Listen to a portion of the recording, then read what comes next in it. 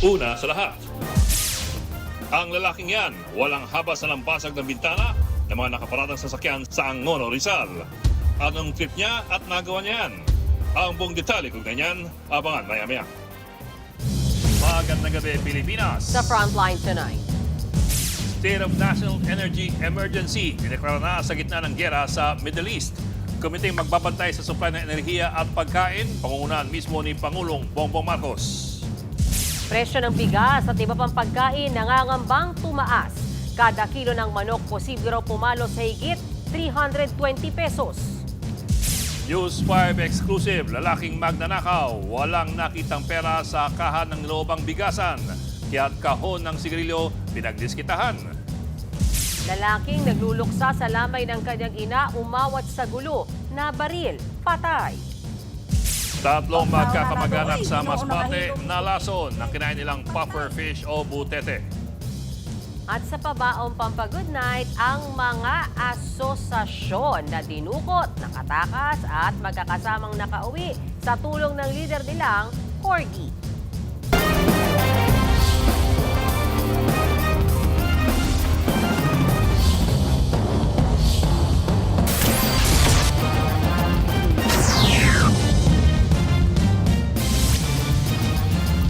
Sa pulsa CCTV, pinagbabasag ng isang lalaki ang bintana ng mga nakaparadang kotse sa Angono, Rizal. Ang dahilan ng suspect, alamin sa Frontline Report ni Dave Abuel. Gamit ang bato, pinagbabasag ng lalaking yan ang mga salamin ng tatlong sasakyang nakaparada sa barangay San Vicente, Angono, Rizal nitong Lunes. Una niyang pinuntirya ang windshield ng asul na kotse. Pati ang bintana sa driver's seat at salamin sa likuran ng sasakyan, hindi niya pinatawad. Sa kasunod niyang pinagbabasag ang mga windshield ng dalawa pang kotse sa likod. Nang maglakad ang lalaki, nagtanggal pa siya ng pang-itaas na damit sa katuluyang inawat ng isang kasamahan nito. Ayon sa barangay, trabahador sa isang ginagawang covered court sa lugar ang 25 anyos na lalaki. Sa loob ng covered court, pansamantalang dinala ng kasamahan nito ang lalaki na agad ding pinuntahan ng mga pulis. Pero ayon sa barangay, pinakawalan din ng lalaki matapos na malaman mula sa mga magulang nito na meron siyang mental illness. Nirelease din siya kasi dahil may naipakitang mga papeles o dokumento yung magulang na siya talagang may mental illness. At galing yung papeles na siya ay lumabas galing sa National Mental Health. Matapos nito, nagkaroon na lang daw ng kasunduan sa pagitan ng mga may-ari ng sasakyan at mga magulang ng lalaki sa pagbayad sa danyos. Sinubukan ng News 5 na hingan ng panayam ang mga may-ari ng sasakyan pero tumanggi na sila. Sinusubukan pa ng News 5 na makunan ng panig ang kaanak ng lalaki. Nagbabalita mula sa Frontline, Dave Abuel, News 5. Isang sapak ang nagpabulagta sa lalaki nakaharang sa kalsada sa Cebu. Na bad trip daw ang nanuntok na driver. Nasa Frontline ng balita si John Rowan ng News 5 Visayas. Tila tatawid ang pedestrian na ito sa kalsada ng Sugtungan Road, Barangay Basak, Lapu-Lapu, Cebu, Sabado ng umaga. Muntik na siyang mabangga ng tricycle pero naiwasan siya. Ilang saglit pa, isang lalaki ang lumapit sa pedestrian at bigla siyang sinuntok. Sa lakas, bumulagta ang pedestrian. Umalis naman ang lalaking nanapak na parang walang nangyari. Napag-alamang siya pala ang driver ng tricycle na muntik makabangga sa biktima. Natunto ng News 5 ang bahay ng biktima na si Renanti Traya, isang construction worker. Namamaga pa ang kaliwang pisngi niya. Ilang araw na raw siyang di nakakapagtrabaho dahil sa nangyari. Wala naman akong malay. Sabi niya sa akin na nagkaano sila sa yung misis ba, nagkasagutan sila. Tapos sabi ko, bakit ako sinuntok mo? Wala naman akong kasalanan sa iyo. Naburigo na siguro siya ba? Medyo nakaharang ko kunti, pero pwede naman siya maumuwiyas. Dapat busina siya. Ang tricycle driver na si alias Mike naaresto sa tulong ng mga tanod at residente. Aminado ang suspect na inis siya sa biktima dahil paharang-harang ito sa kalsada. Hindi ko na kasi masagasaan yung paan niya, tapos yung pasahero ko, nauntog yung ulo nila, kaya nainis ako. Sabi ko, di pa ako bumababa sa tricycle, sinabihan ko yung lalaki na, sabi ko, dumaplane ka ng maayos. Hindi na magsasampa ng kaso ang biktima pero hiling niya na sagutin ng driver ang gasto sa pagpapagamot niya. Nagbabalita mula sa frontline, Jan Arua, News 5, Visayas! Sinadyang banggain ng isang TNVS rider ang nakaalita niyang siklista sa Cainta, Rizal. Nasa pulpa sa video sa report na ito. Sa kuha ng dashcam na ito sa Bonifacio Avenue sa Cainta, Rizal nitong linggo, makikita ang biker na ito na nakikipag-usap sa isang TNVS rider habang nasa kalsada. Maya-maya pa, sinundan ng rider ang siklista at bigla niya itong binangga. Tumilapon ang biker sa kabilang linya at tumama pa sa kasalubong na tricycle habang ang rider nagdire-diretso at parang walang nangyari. Dali-dali namang sumaklolo ang ibang motorista. Habulin niyo yung motor! Habulin niyo! Sa Facebook post ng biktima, ipinakita niya ang mga tinamo niyang sugat at galos sa iba't ibang parte ng katawan. Nasira rin daw ang helmet niya at ang bisikletang 1 buwan pa lamang niyang nagagamit. Pati raw cellphone niya, tumilapon at hanggang ngayon ay nawawala. Kwento niya sa kanyang post, nasa bike lane daw siya noon nang bigla na lang siyang pagbubusinahan ng motor. Gumilid na lang ang biktima para umiwas sa gulo. Pero tila nang inis pa raw ito dahil hindi pa rin ito umalis ng bike lane at binagalan pa umano ang pagmamaneho. Doon niya kinumpronta ang rider na kalaunay nauwi sa hit and run. Dahil nahagip ng video ang plaka ng motor, ipinatatawag na ng LTO ang rider. Nag-issue kami ng show cause order. Naka-alarm yung motorsiklo niya at suspendido yung ng 90 days yung kanyang license. Ako mismo uupo dun sa hearing. Yung mga ganitong mga pasaway na driver, at dito tinatanggalan na ng lisensya panghabang buhay. Kasi kita mo naman talagang hindi aksidente, nadyan nagain eh. Paalala rin ng LTO sa publiko, maging alerto at doble ingat sa kalsada. Nagbabalita mula sa Frontline, Margie Bentulan, News 5. Nagdeklara na ng State of National Energy Emergency si Pangulong Bongbong Marcos bunsod ng gera sa Middle East. Pangungunahan mismo ng Pangulo ang komiteng magbabantay sa supply ng enerhiya at pagkain. Sa gitna niyan, uminit ang ulo ni Senator Loren Legarda dahil kung kailan kailangan, saka pa raw absent sa pagdinig ang Energy Secretary. Narito ang aking report. We had to accelerate all of this because of the oil crisis that is happening. Itong problema is because of the war in the Middle East. Mismong si Pangulong Bongbong Marcos na ang nagsabi na may krisis sa langis. Bagay na nilinaw ni Press Officer Claire Castro na wala pa raw krisis. Ang nais pong sabihin ng Pangulo patungkol sa oil crisis, pinapatungkulan niya po doon ay ang oil crisis sa Middle East. Wala naman tayong dina-downplay. Ito po kasi yung totoong sitwasyon. Ayon naman sa Department of Energy, temporary crisis ang nararanasan natin ngayon. That we have sufficient fuel, that pwede po tayo can go day to day in our day-to-day lives para po we make sure that our country can surpass this temporary crisis.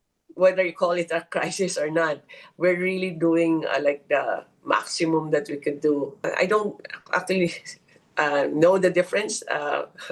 That why is there a debate, but we're taking this very seriously actually. Ngayong araw, nagdeklara na ng National State of Energy Emergency si Pangulong Marcos. Kaya pwedeng magpatupad ang pamahalaan ng agarang hakbang tulad ng pagtitipid sa kuryente, pagkontrol sa supply at mas mahigit na monitoring. Kasabay nito, binuo ang Uplift Committee na pamumunuan ng Pangulo. Sila ang magbabantay sa supply ng langis, pagkain at iba pang essential goods. Bago ang anunsyo ng Pangulo, naging tensyonado sa pagdinig ng Senado. Tumaas ang boses at uminit ang ulo ni Senator Loren Legarda nang talakayan ng epekto at plano ng DOE sa gera sa Middle East dahil mismong ang kalihim nito absent nung umaga ng hearing. No less than the cabinet level should be here. Why should the DOE secretary be exempted? Pag kayo ay humihingi ng mga budget ninyo, maski overnight, nandyan kayo.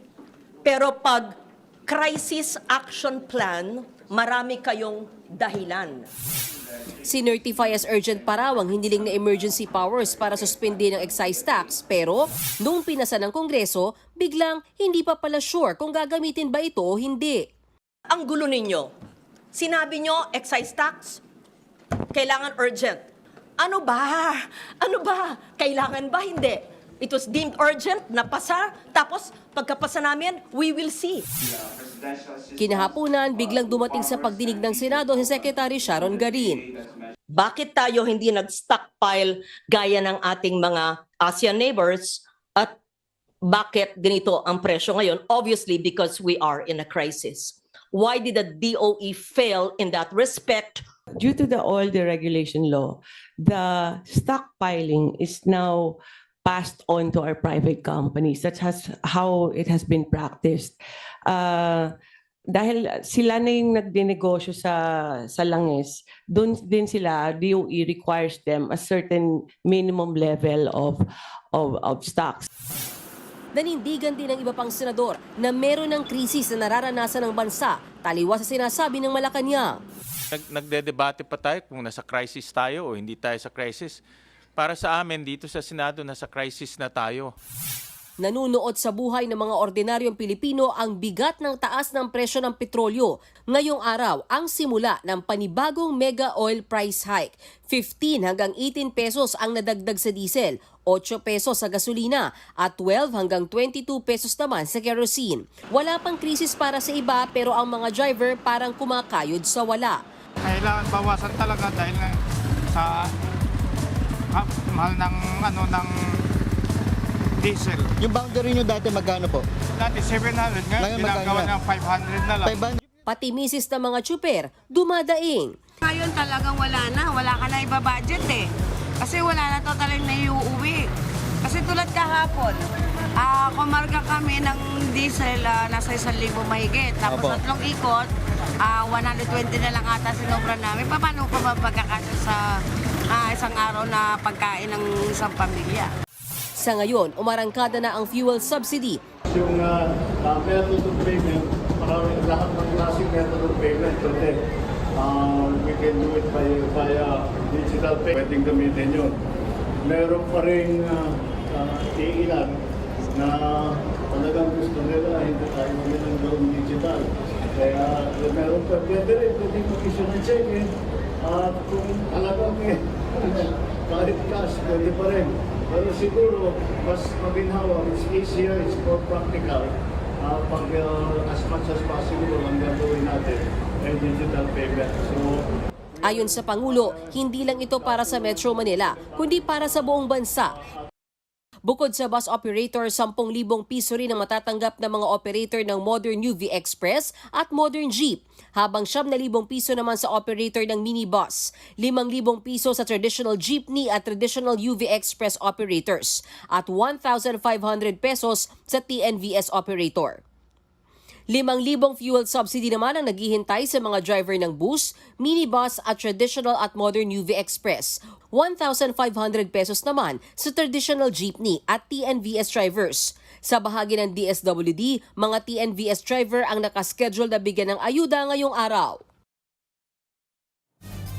Nagbabadyang pumalo sa higit 320 pesos ang kada kilo ng manok. Pati bigas, magmamahal din daw sa mga susunod na araw. Domino effect pa rin yan ng mahal na petrolyo. Na itong Frontline Report. Kapit mga kapatid, dahil sa mga susunod na araw, lalapag na sa ating mga hapagkainan, epekto ng gera sa Middle East. Gaya na lang ng manok na sa ngayon ay 200 pesos per kilo, na posible raw sumipa sa 324 pesos ayon sa Department of Agriculture. Magmamahal ang presyo ng pang-ulam, pati ba naman ang bigas? Ngayon, 48 hanggang 60 pesos per kilo pa ang bigas. Sa bigas, I personally think na tataas yan bandang August pa. Okay. This year. Una nang sinabi ni Pangulong Bongbong Marcos na pabor siya sa mungkahi ng DA na lagyan ng 50 pesos na price cap o limit sa presyo ang imported rice para hindi ito sumipa. Bukod sa bigas at manok, nagbabadya ring magmahal ang iba pang bilihin. Posible rin daw kasing lumaki na ang singil sa delivery fee sa mga paninda dahil sa mahal na petrolyo. Bagay na pinoproblema ng fish vendor na si Ivan Layon. Apektado rin yung pagtitinda namin dito dahil siyempre matumal. Ayaw na bumili ng mga tao dahil sa sobrang mahal na bilihin. Pero sabi ng DTI, kinakausap naman nila ang mga manufacturer para manatiling stable ang presyo ng mga bilihin. we are in constant talk with manufacturers and the industries, and for some, they can extend it to 60 days. Kung si Senador Loren Ligarda naman ang tatanungin, baka pwedeng tanggalin daw muna ang value-added tax sa mga processed food.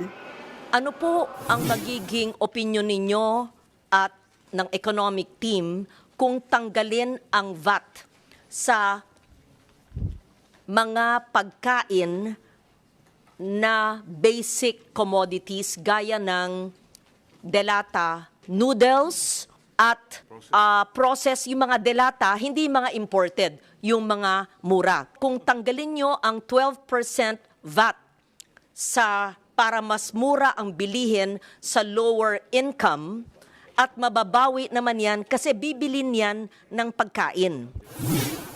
Dapat daw munang pag-aralan pa yan ayon sa Department of Economy, Planning and Development. Samantala, sisimulan naman na ng DA ang pamimigay ng ayuda sa mga mangingisda at magsasaka simula April 6.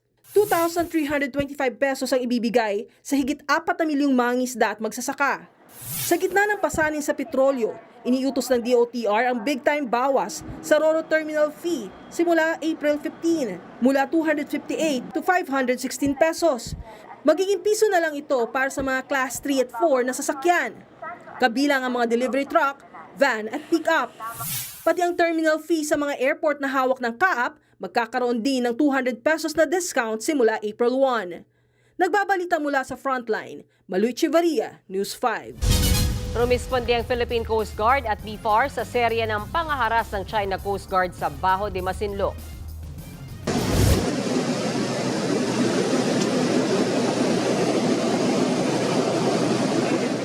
Yan ang pumpol ng mga CCG vessel o Chinese militia vessels. Higit 20 mangingisdang Pinoy ang hinaras nila noong weekend. Agad namang nagpadala ang PCG at BFAR ng 7 barko para sumaklolo. Bitbit nila ang mga food pack at fuel subsidy. Ayon sa Coast Guard ng China, gumagawa sila ng clearing operation sa lugar.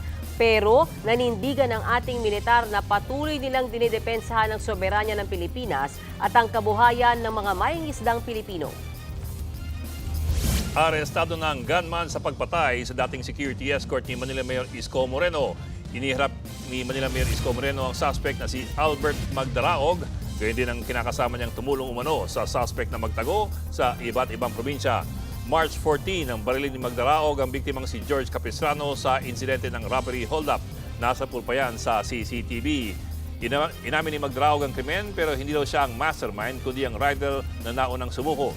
Nagtago raw siya dahil sa takot nang malaman na retiradong pulis pala ang kanyang napatay. Sa ngayon, sasampan si Magdaraog ng kaukulang kaso habang maharap sa obstruction of justice ang kanyang kinakasama. Hindi po namin kilala si Tata George Capistrano. Nakita lang po namin na may suot po siyang alahas. Nasa lubong po namin, tapos sinundan po namin. Bubunot po siya, tapos pumasa po agad ng baril. Pinutukan ko po kasi wala po sa plano yun. Yung nalaman po namin may baril, doon po kami naalaman na putukan po. Sa pulsa video, ang lalaking magnanakaw na walang napalasakahan ang nilooban niyang tindahan. Kaya naman ang pinuntirya niya, kahon ng sigarilyo na nagkakahalaga ng 98,000 pesos. Nasa frontline ng balitang yan sa News 5 Mr. Exclusive, Gary De Leon. Kunwaring nakatambay lang ang lalaking ito sa harap na isang nakasaradong tindahan sa Diaz Street sa Angono, Rizal. Maya-maya, may kinuha itong bakal at inilagay sa kandado ng roll-up doors. Nang makakuha ng tiyempo, tinanggal na nito ang kandado at inaangat na ang pinto. Agad niyang pinasok ang loob ng tindahan. Binuksan nito ang kaha pero walang lamang pera. Kaya ang isang box ng sigarilyo na nagkakahalaga ng 98,000 pesos na lang ang napagdiskitahan ng lalaki. Maya-maya, dumating isang motorsiklo na kasabwat ng lalaki. Ibinaba pa ng lalaki ang roll-up doors para hindi mahalatang nilooban niya ang tindahan. Ayon sa may-ari, nalaman lamang niyang ninakawan sila nang magsumbong sa kanya ang kapitbahay nilang tindahan na tinangkaring nakawan. Talagang halugog po yung mga pera, pero wala naman po pera nakuha. Pagka yung hinahalugog niya lahat, wala naman pera nakuha, naghanap siya ng pwede niya makuha. Saktong ikot niya dito sa loob na, kasi maliit lang naman po yung space namin dito sa loob. Nakuha niya, nakita niyo yung isang box ng sigarilyo. Hindi rin daw ito ang unang beses na may nilooban sa kanilang lugar. Ito pong area namin laging nananakawan. Unang beses dito sa kabila. Pangalawa, dito pa rin. Nahuli naman po yung mga suspect. Yung pangalawa naman sa akin, sa bubong naman po dumaan. Last December po yon, binutas yung bubong. Tapos after ilang March lang, 3 buwan, dito naman po sa harap. Agad din namang naaresto ang kawatan na si Jeff na sinampahan ng kasong robbery. Tinutugis pa ang kasabot niyang nakamotorsiklo. Nagbabalita mula sa Frontline, Gary De Leon, News 5.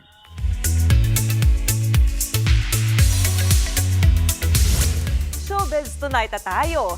Higit pa sa music ang influence ng BTS. Pati sa ekonomiya, may ambag din ang global superstars. Ayon sa isang analyst, posibleng makalikom ng $5.32 billion o higit 319 billion pesos na revenue ang BTS. Dahil yan sa kanilang comeback promotions at upcoming world tour in 44 cities sa buong mundo.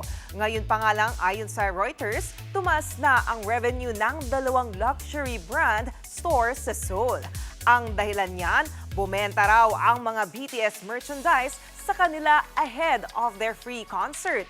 Pumaldo rin daw ang mga hotel sa Seoul. Sa April 9 na ang first leg ng kanilang arirang world tour sa South Korea. Sa March 13 and 14 next year naman ang kanilang concert dito sa Pilipinas. Susunod, lalaking umawat lamang sa away sa lamay, nabaril at napatay. Magkakaanak patay matapos lantakan ng nakakalasong botete sa Masbate. At Asia Songbird Regine Velasquez Alcacid, Woman of the Year ng Billboard Philippines. Magbabalik pang Frontline Tonight.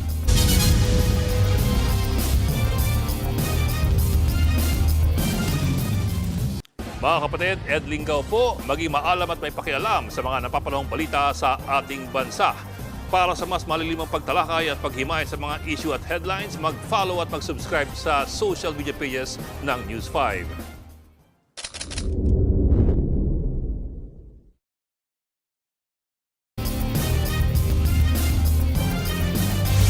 Paalis ng riding in tandem na yan sa isang subdivision sa Giginto, Bulacan.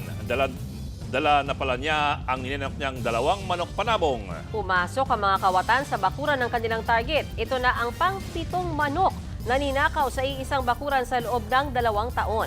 Kaya hinala ng may-ari, pareho lang ang mga salarin. Sa gitna ng lamay, umawat sa away ang isang nagluluksang lalaki sa Iloilo. Pero ang ending, siya pa ang nabaril at napatay. Narito ang Frontline Report. Duguan sa tiyan ng lalaking ito nang isugod sa ospital sa Haniway, Iloilo. Ang lalaki nabaril habang nasa lamay ng kanyang namatay na nanay. Binawian siya ng buhay. Siya si Ramil, 33 years old. Base sa investigasyon, nagsusugal sa lamay ang salarin na kakilala ni Ramil. Nagkataon ding lasing ang suspect nang may nakaalitan siyang driver. Sinubukan pa silang awatin ni Ramil pero aksidente siyang nabaril ng suspect sa tiyan gamit ang improvised shotgun. Nagkaroon ng komosyon nung nakita ni Ram. Nagmadali siyang lumapit para ipacify sana yung komosyon. Yun din yung time na nakabunot yung suspect at atong mabarilin niya yung nag-aaway niya, saktong dumating itong victim, siya po yung tinamaan. Natagalan pa bago siya nadala sa ospital. 30 kilometro ang layo nila mula sa pagamutan at wala ring signal ng cellphone. Nakatakas naman ang suspect na nahaharap sa reklamong homicide. Patuloy pa siyang tinutugis. Nagbabalita mula sa Frontline, Margie Bentulan, News 5. Patay ang 3 magkakaanak matapos kumain ng puffer fish o botete sa Kawayan, Masbate. Kabilang sa mga nasabi ang mag-asawang Benito at Roosbel at ang pamangkin nilang si Jonah Tapar. Ayon sa pamunuan ng barangay, maihaw hiningi ni Benito sa kakilala ang nahuling botete. Dati na rin daw kumakain niya ng mga biktima pero wala namang nangyayari sa kanila. Pero ngayon, nakaranas sila ng pagkahilo, pagsusuka, painikip ng dibdib hanggang sa naparalisa ang kanilang katawan. Nakakain din ng botete ang 2 pa nilang kaanak at 5 kapitbahay. Pero naagapan. Nagbabala naman ng BIFAR na huwag kumain ng botete dahil sa laso nito. Sa unang pagkakataon, humarap sa Sandigan Bayan si dating Public Works Bulacan 1st District Engineer Henry Alcantara para tumestigo sa kasong malversation laban kay dating Congressman Zaldico. Pero bago pa man magsalta si Alcantara, tinutulan ito ng iba pang akusado. Limitado raw kasi ang kaalaman ni Alcantara, lalo't ang kaso ni Ko at iba pa ay may kaugnayan sa substandard project sa Oriental Mindoro. Buwelta naman ang prosekusyon. Nakasaad sa affidavit ni Alcantara ang kanyang nalalaman kung paano nakinabang si Ko sa mga kontrata nito sa DPWH. Sa April 7 ang susunod na pagdinig. Sinusubukang sakali ng Iran ang ekonomiya ng Amerika sa pamagitan ng pag-ipit sa daanan ng langis. Nagbigay ng ultimatum si US President Donald Trump pero siya mismo ang nag-delay nito. Kung bakit, alamin sa Frontline Report na ito.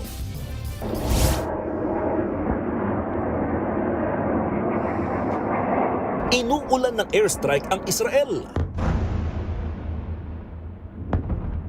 Habang sa Iran, sanib puwersang inaatake ng Amerika at Israel. Day 24 na ng gera sa Middle East. Nadamay na pati ang mga planta ng langis sa mga katabing bansa, gaya ng Saudi Arabia, Kuwait, maging ang mga oil refineries sa Iran at Israel. Ang gera mas lumawak. Sira ang mga establishmento, wasak din pati ang ekonomiya. Magastos ang gera. Ang Amerika na isa sa nag-utos sa pag-atake sa Iran, naglabas ng tinatayang $11.3 billion o 632.8 billion pesos.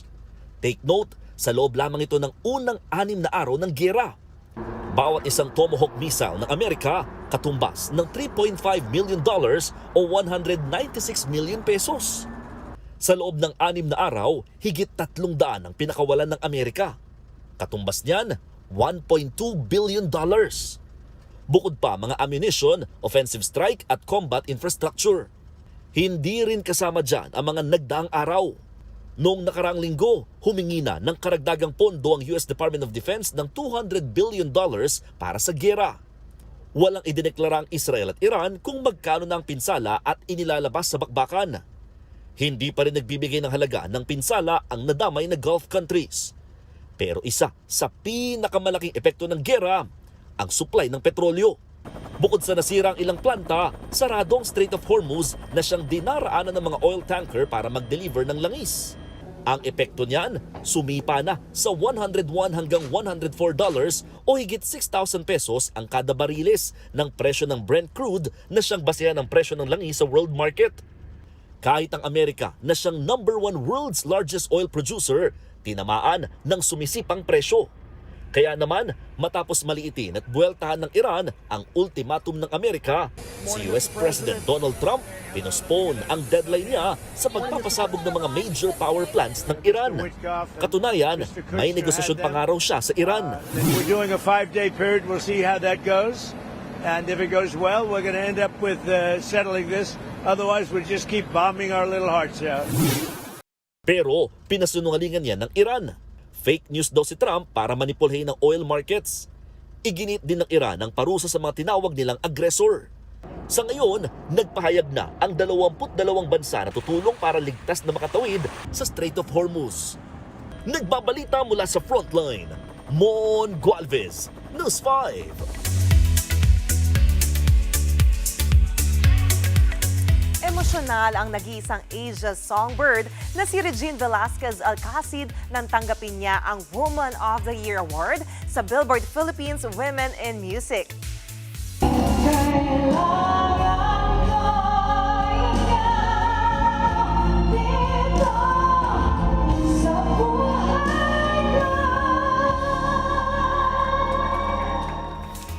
Bumirit pa muna si Regine ng iconic song niya na Kailangan Ko'y Ikaw. Naiyak pa ang singer nang tanggapin niya ang Woman of the Year Award. Sakto ang award sa 4 na dekada ng career ni Regine. Big win daw ito hindi lang sa kanya, kundi sa mga kababaihan sa entertainment industry.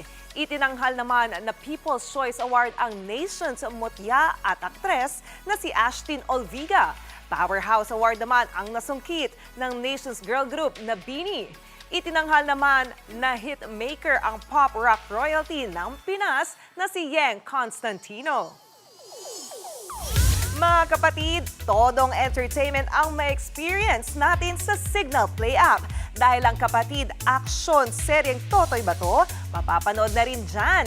Habang sina Gab Lagman at Hyacinth Caliado nagpapakilig naman sa bagong microdrama na OJT Hours of Love. Nasa frontline na balitang yan si MJ Marfori. Instant fan meet ang guesting ng heartthrob na si Gab Lagman sa News 5 at 1PH kanina. Bumisita si Gab para imbitahan ng mga kapatid sa first microdrama team-up nila ni Hyacinth Caliado, ang OJT Hours of Love na napapanood sa Signal Play app. Sa OJT Hours of Love, lalabas ang pagkakomedyante ni Haya as Winona. Relate much naman daw si Gab aka Marvin sa kanyang role bilang working student. It brings back the yung pagka-working mode ko kasi I used to work in college and I had 2 jobs. So and retail because I was paying for my own school. Wow naman! Napapanood na ito sa Signal Play app. Kung may pakilig, may action na rin sa Signal Play. Dahil ang Todo Max primetime show na Totoy Bato, pwede na rin mapanood sa app. O ayan mga kapatid, pwede nyo nang ulit-ulitin ang aksyon sa Totoy Bato on demand sa Signal Play app. Habang sa primetime naman, tuloy pa rin ang laban ni Totoy played by kapatid action prince Kiko Estrada. Nagbabalita mula sa Frontline. MJ Marfori, News 5. Susunod, ang aktwal na kuha ng eroplanong sumalpok sa fire truck sa runway. North Korean leader Kim Jong-un nagbanta sa South Korea na tinuturing nilang pinakakaaway sa lahat. At ang exciting ocean adventure sa pasilip ng live adaptation ng Moana. Tutok lang mga kapatid dito sa Frontline Tonight.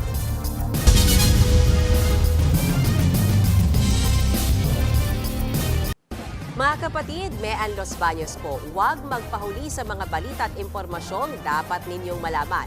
Para sa mas malawak na balitaan at diskusyon, mag-follow at mag-subscribe na sa social media pages ng News 5.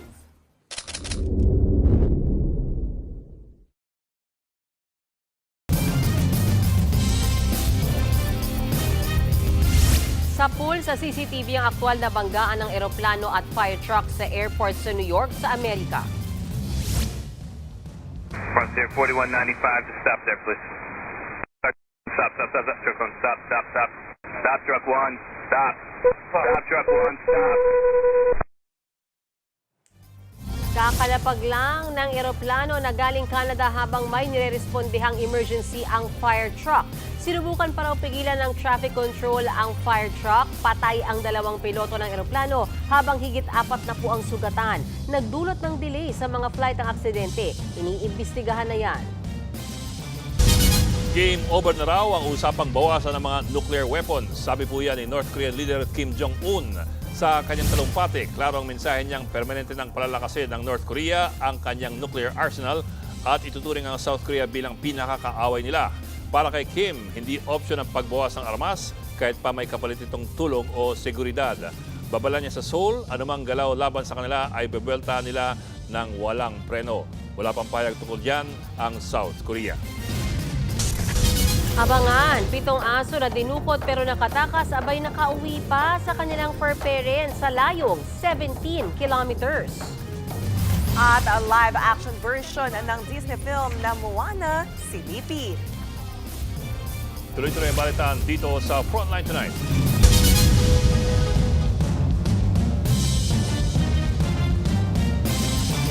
Mga kapatid, Johnny Alipon po, maging updated sa latest entertainment at lifestyle.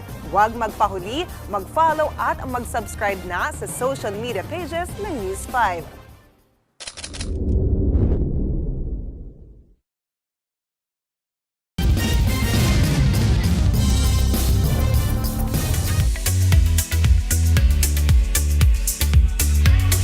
Officially dad na ang singer na si Charlie Puth.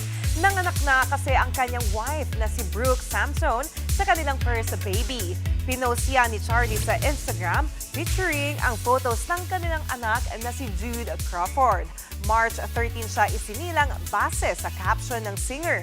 Nag-story din si Charlie while playing piano at bit-bit si Baby Jude. Tinugtog niya dyan ang kantang Hey Jude ng The Beatles. September 2024 lang nang ikasal sina Charlie at Brooke. Moana is here! Inilabas na ang official trailer para sa much-awaited live-action adaptation ng Disney hit na Moana. Leader of my people.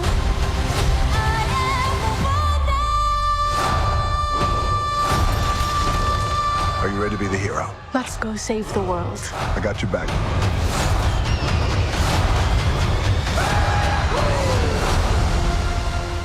Gaganap bilang si Moana ang Australian singer na si Catherine Lagaaya. First film ito ni Catherine. Ang matindi, kasama dyan si Dwayne Johnson aka The Rock bilang ang iconic giant demigod na si Maui. Abangan sila sa kanilang misyon sa karagatan to save Moana's race. Ipapalabas na yan sa July 10. At yan ang latest and hottest sa Frontline Showbiz Tonight. Ako si Johnny Alipon. Happy Tuesday, mga kapatid.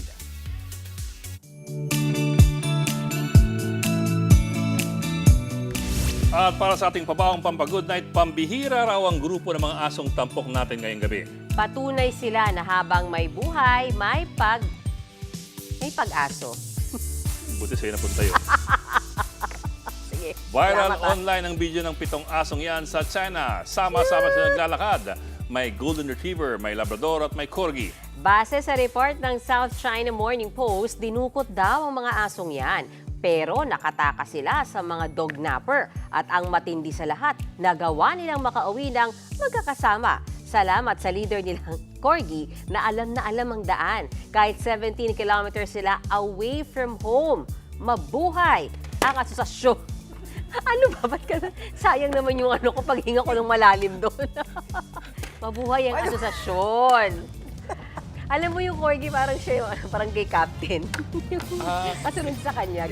Sorry, but it seemed too good to be true, so I looked it up eh. So it seems to be partly true. Ano yung true? Kasi ano yung parang false? napaka-inclusive naman nila. May Corgi, Labrador. Parang Bakit? Like sa lahat ng breeder. Parang well-represented. Tapos, kailangan ba lahat Corgi? magkakapit-bahay silang lahat? Nagkakaroon na. Oo. Walang ano. Tapos sila di Corgi silang lahat sa, dito ka bahay. ha. Hindi, siya nga ha. parang, Tapos ding-dong. ako pinaka-importante, Corgi ako, so ako leader, ha? Ganon. Apparently, yes, they were following dog, maybe the Corgi, because the Corgi was in heat and all the other guys were, and then they were discovered and brought home by local volunteers. So hindi siya hinatid ni Corgi sa labing pitong bahay. Black Tree, 22 ka ba? Check. O, ikaw. Ganon. Ikaw, check mo yung ways, okay? May load ka ba? Pero naglakad ba talaga sila ng 17 kilometers?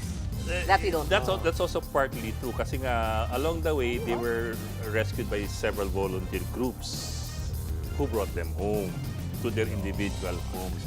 So hindi si Corgi yung nag-uwi sa isa-isa. Lider-lideran lang. Oh. Pero ang question ko doon, paano kaya sila nakatakas dun sa nag-dog nap O sa paano? kanila? Ayon sa research mo. Ang dami Wala nila, na. Paano naman? Wala namang witness, Johnny. Wala silang testimonya. Isang matinding question mark. Pati ba yun alamin ko, may premonition skills din ako. Hindi, ako na-realize ko, paano? May testimonya ba yung Corgi na ganito yun?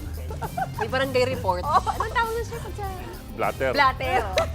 Kaso nagpa-blatter. Nandog numbers. Tapos na kayong dalawa. Okay na ako. Walang sense. Okay na ako. Pero wala na, Sige. question mark. Okay, goodbye na po. Yung po 40 seconds dito pag-iman pa lang yung headlines. Wait lang, pero nakidnap talaga sila. Apparently, they were also kidnapped to begin with. Still They totoo. escaped together. Hindi ko lang alam kung si Corgi merong lockpicking skills na Diba? Pwede. Balik na ang diskusyon para sa paghubog ng matalinong opinion. Daming In tranches yung extra natin. Kami niyong kapalit sa Baltaan sa public service. Ako po si Mehan Las Baños Orosei. Ako lang po si Ed Lingaw, walang iwanan sa Frontline Tonight.